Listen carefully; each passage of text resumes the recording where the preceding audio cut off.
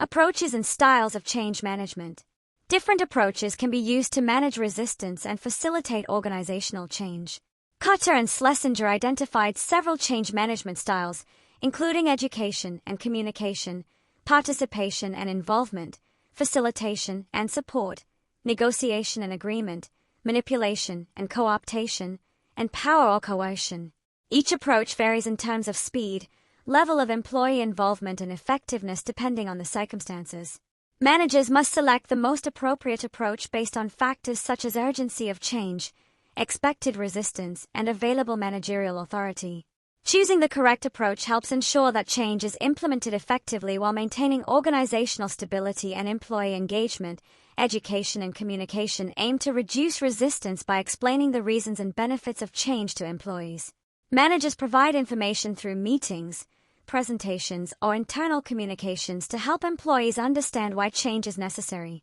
This approach is particularly useful when resistance arises from misunderstanding or lack of information. By clearly communicating the strategic rationale for change, managers can build trust and encourage acceptance.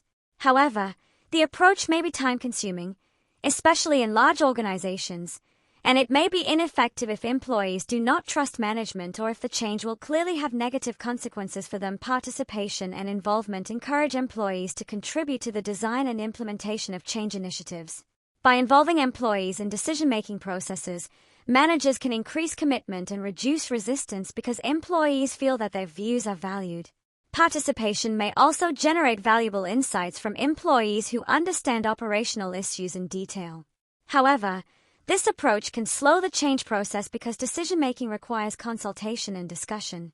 Participation is therefore most suitable when employees possess relevant expertise and when the organization has sufficient time to implement change gradually.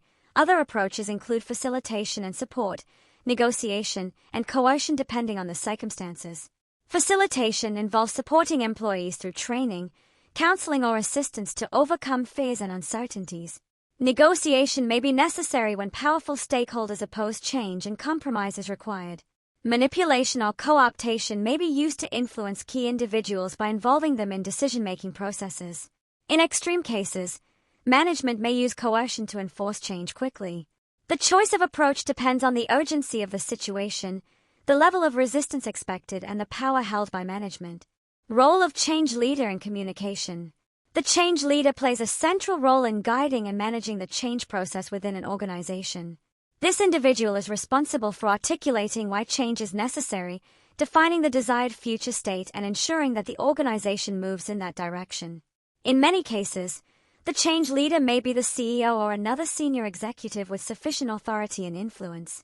Effective change leadership requires strong communication, strategic vision, and the ability to motivate employees. Without a clear leader coordinating the change process, initiatives may become fragmented, inconsistent, or ineffective. Communicating the vision for change is one of the most critical responsibilities of the change leader. According to Cutter's change leadership framework, leaders must develop a clear vision that explains the purpose and benefits of change. This vision must then be communicated widely throughout the organization to ensure that employees understand the direction of the transformation. Effective communication helps create alignment between strategic objectives and employee behavior. Without a clear and compelling vision, change initiatives may lose focus and employees may fail to understand their role in the transformation process. Change leaders must build coalitions and encourage widespread participation in the change process.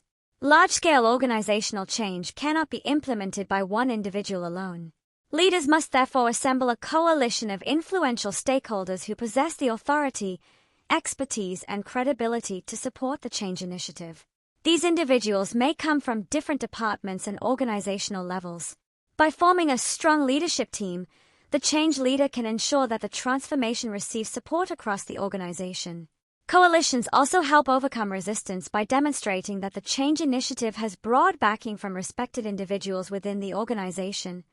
Sustaining change requires ongoing communication, motivation, and reinforcement from the change leader.